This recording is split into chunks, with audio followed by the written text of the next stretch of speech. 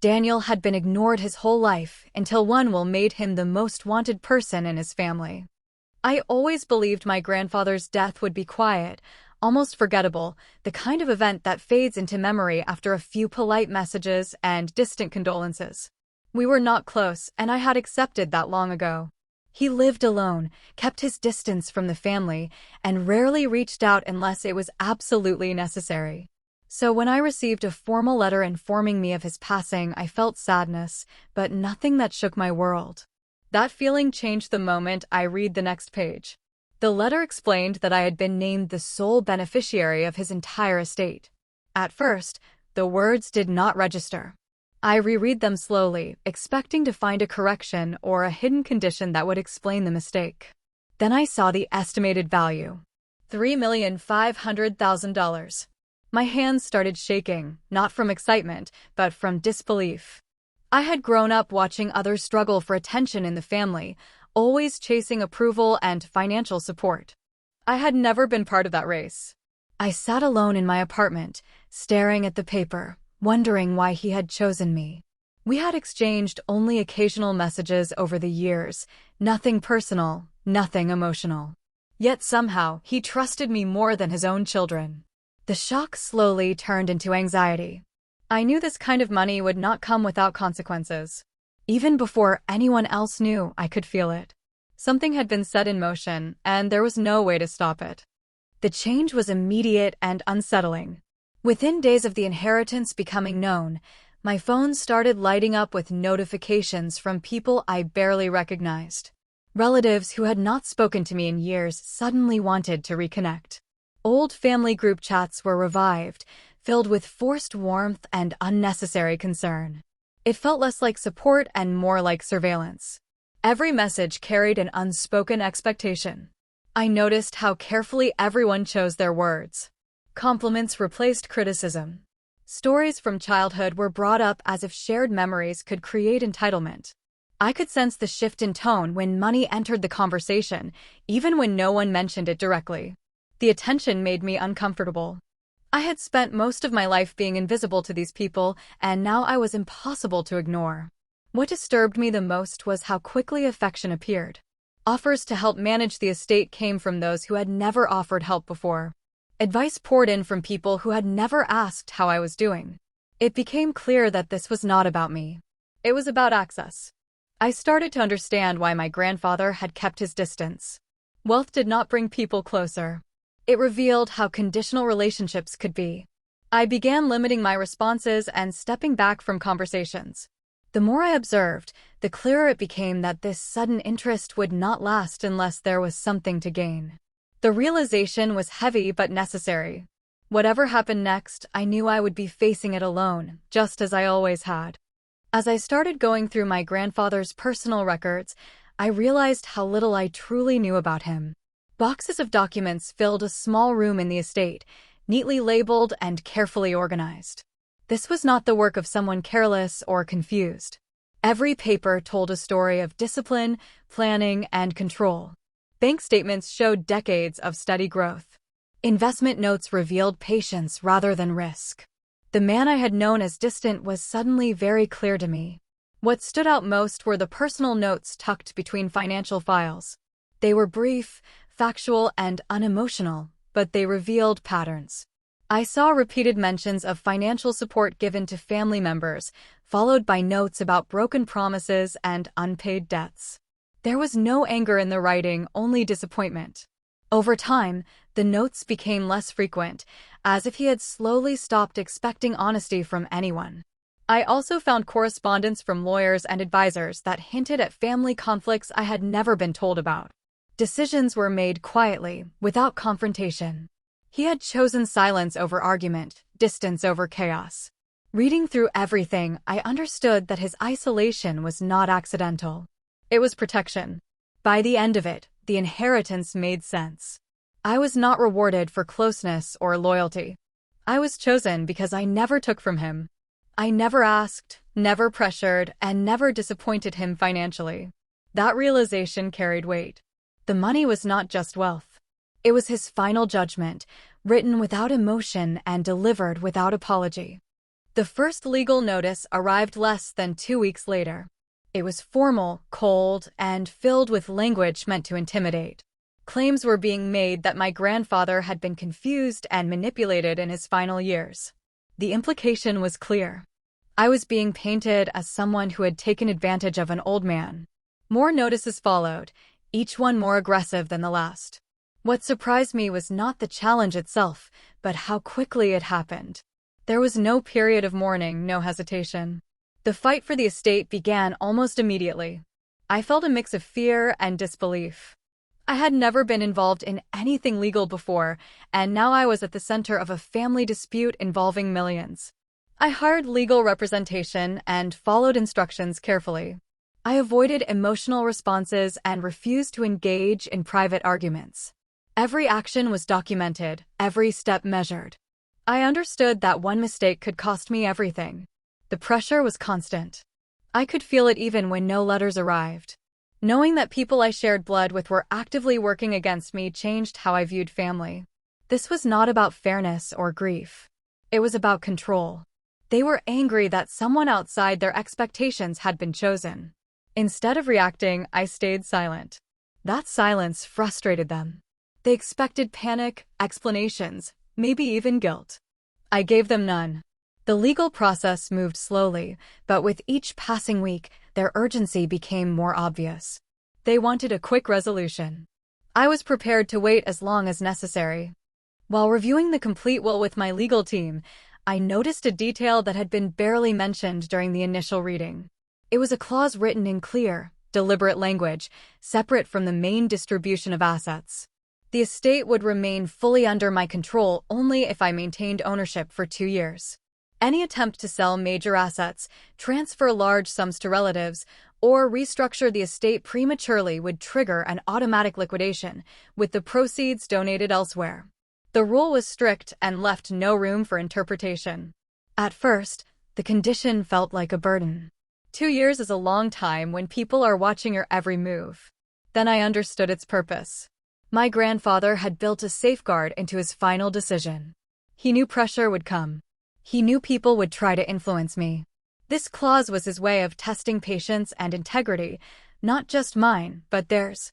I chose not to share this information with anyone outside my legal counsel. The fewer people who knew, the safer it was. Almost immediately, I began receiving subtle suggestions about selling parts of the estate or redistributing assets to keep the peace. Each suggestion confirmed that silence was the right choice. They were not offering advice. They were probing for weakness. From that moment on, my goal became simple. Do nothing reckless. Maintain control. Let time work in my favor. The condition was not a threat. It was protection, and it made it clear that my grandfather had anticipated every move long before any of this began. The pressure from my family escalated quickly once it became clear that legal challenges were failing. Subtle tactics turned into overt attempts to intimidate me. Rumors began circulating about my character, accusations of greed, dishonesty, and manipulation. People I barely knew seemed to know the truth about me, and they shared it widely. I could see their strategy clearly. If they couldn't reclaim the money through legal means, they would try to destroy my reputation and break me emotionally. Some relatives went further, reaching out to my employer, hinting that my sudden wealth made me unreliable or untrustworthy.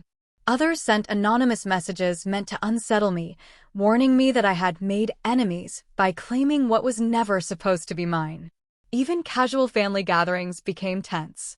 Conversations were loaded with judgment and expectation, each comment carrying an unspoken threat. It was exhausting, watching people who claimed to care for me suddenly transform into calculated adversaries. Through it all, I realized that none of their attacks were personal. They were purely strategic. They were not angry at me as a person. They were angry that they had lost access to the wealth they believed was theirs. Understanding this gave me clarity.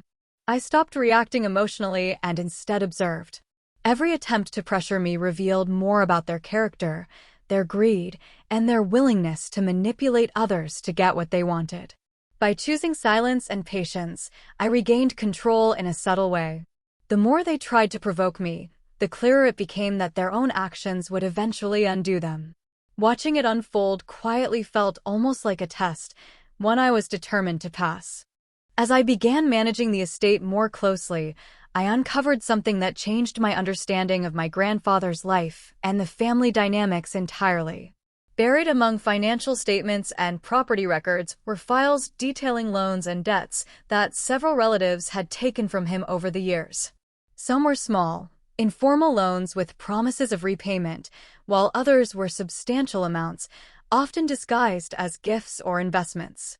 What shocked me most was discovering that many of these debts had never been repaid. In some cases, signatures had been forged and transactions had been manipulated to cover up the truth. It was as if my grandfather had anticipated this moment, leaving everything documented in meticulous detail.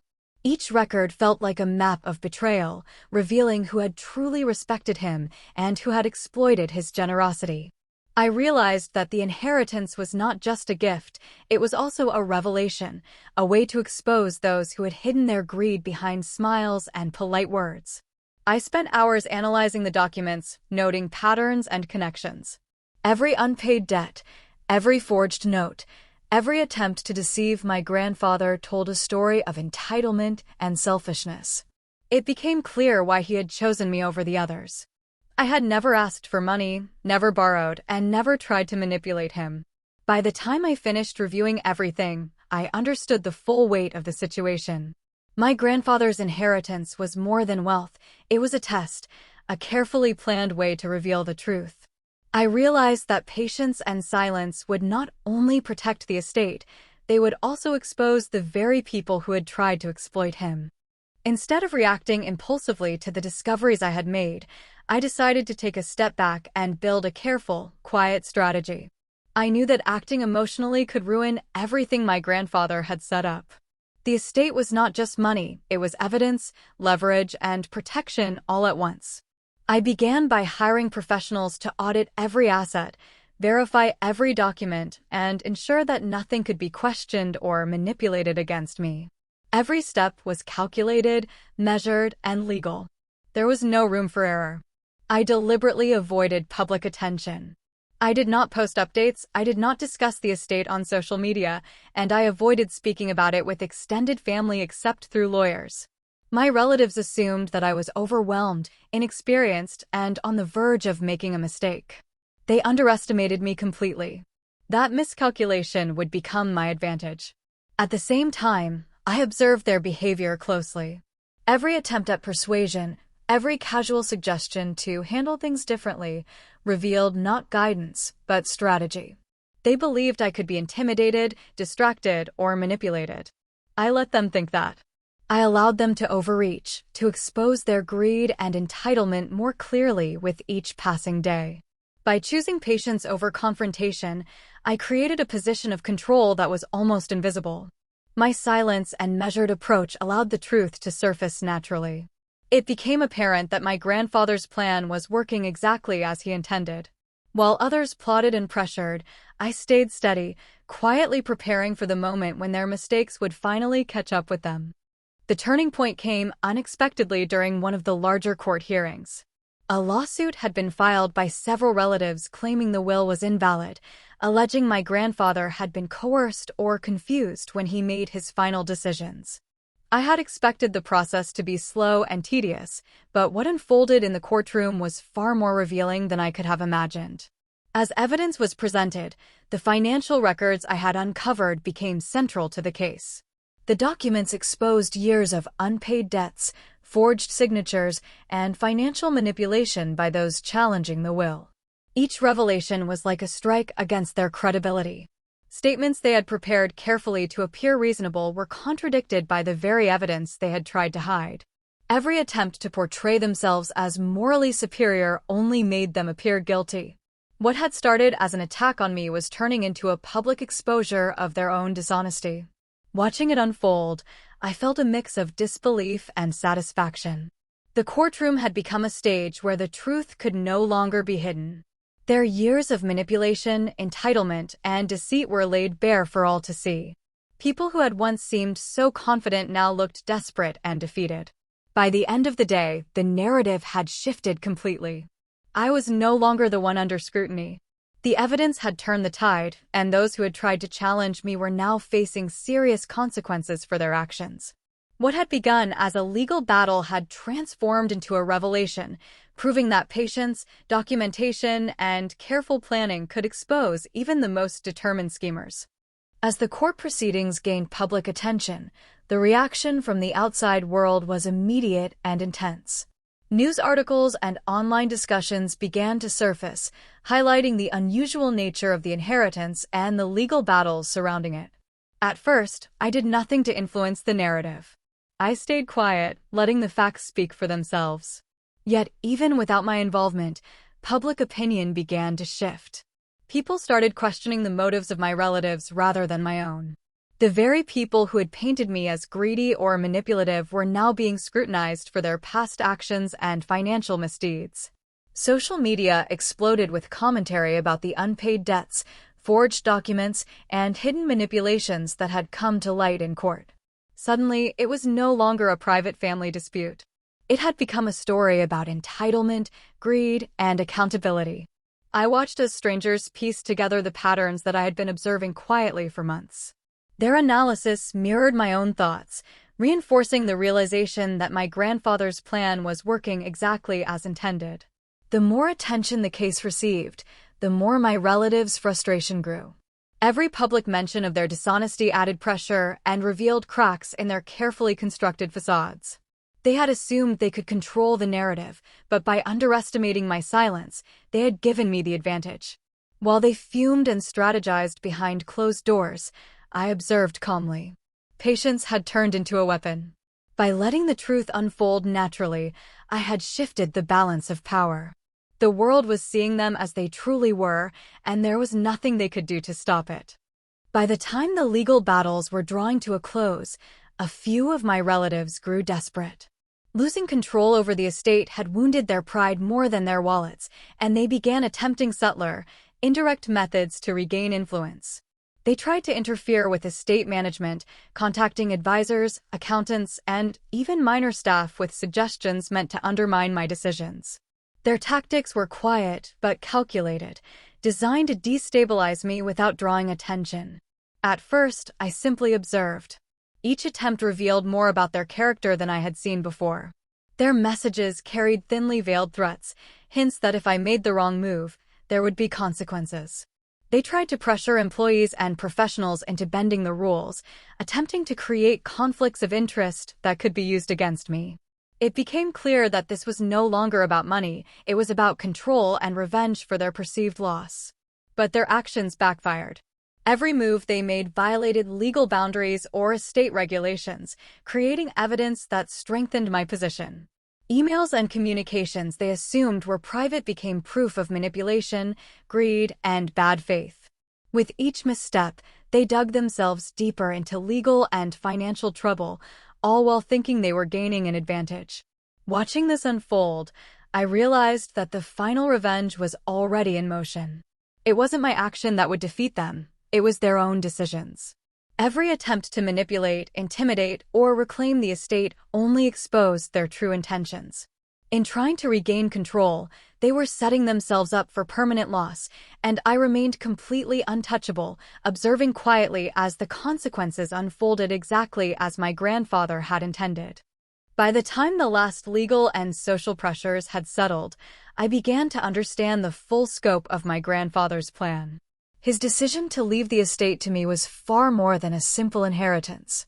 It was a carefully constructed mechanism to expose the true nature of those around him.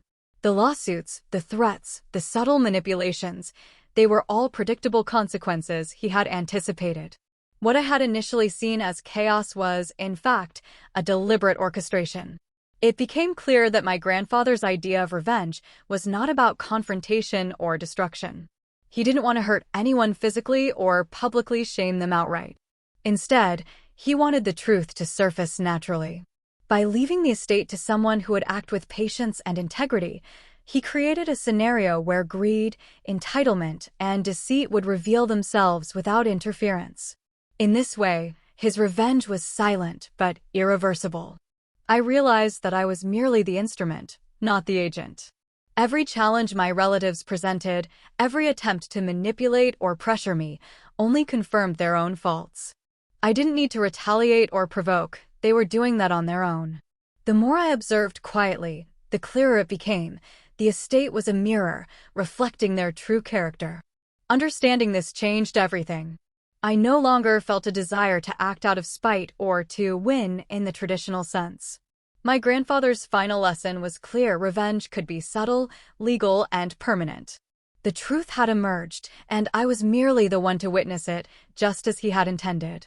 It was a lesson in patience, observation, and justice without action. When the 2-year condition of the will was finally reached, the weight that had been pressing on me for so long began to lift. For 24 months, every decision, every interaction, and every move had been scrutinized, either by the court, my relatives, or myself. It was a long, tense period, but now the estate legally belonged to me without restriction. The documents were finalized, and there were no remaining legal challenges. Every attempt my relatives had made to influence me had failed, and every misstep they had taken was now documented and irreversible. By this point, many of my family relationships were permanently fractured. Those who had tried to manipulate or intimidate me now faced not just disappointment, but public exposure of their greed and deceit. The realization hit me that while I had gained financial security, I had also gained clarity. I no longer had illusions about the intentions of those around me. The world I had returned to after my grandfather's death had changed. People who once seemed close now felt distant, while the silence of integrity and patience had proven more powerful than years of family manipulation. I felt an unexpected sense of relief rather than triumph. The legal battles, the tension, and the fear of losing control had been exhausting, but I had endured. The money itself, though significant, no longer felt like the central prize. The true inheritance had been the understanding of human nature, the lessons of patience, and the knowledge that integrity could withstand even the most calculated schemes.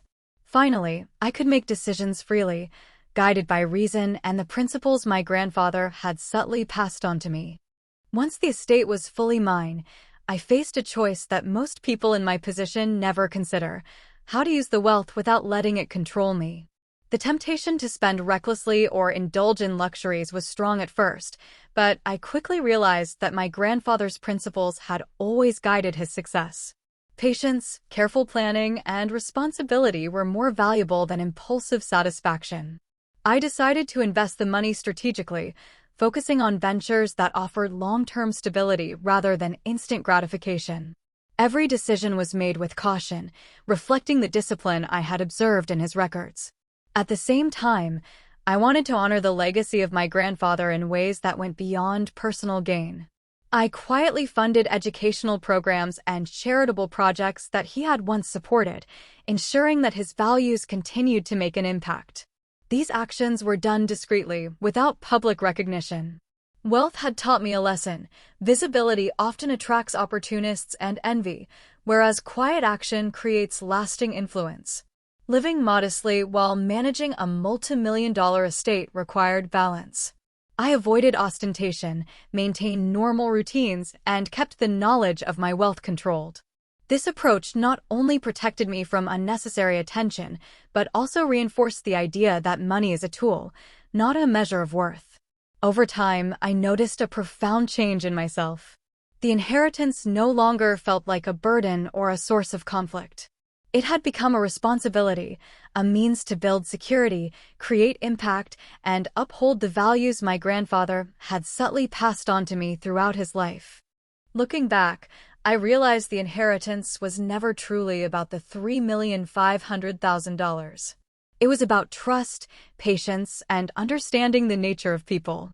My grandfather had left me a gift, but also a lesson, a way to reveal the truth about those around him and to test the strength of my own character. Every legal challenge, every manipulation attempt, and every whispered rumor was part of a plan far bigger than money. He had orchestrated a scenario in which greed, entitlement, and dishonesty would naturally surface, leaving no room for excuses. The most striking realization was that the revenge he had engineered was subtle yet absolute. He did not seek to destroy his children or relatives directly. He simply removed the filter, giving them the chance to expose themselves.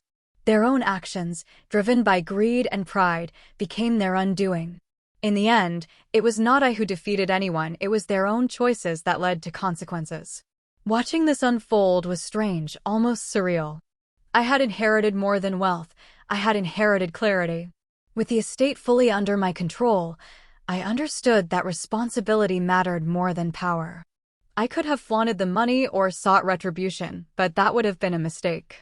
Instead, I chose discretion, patience, and strategic action, continuing to honor the lessons embedded in my grandfather's life and estate. In the end, the inheritance served as both reward and revelation. It showed me that money exposes character, and true victory lies not in confrontation, but in enduring quietly while truth takes its course.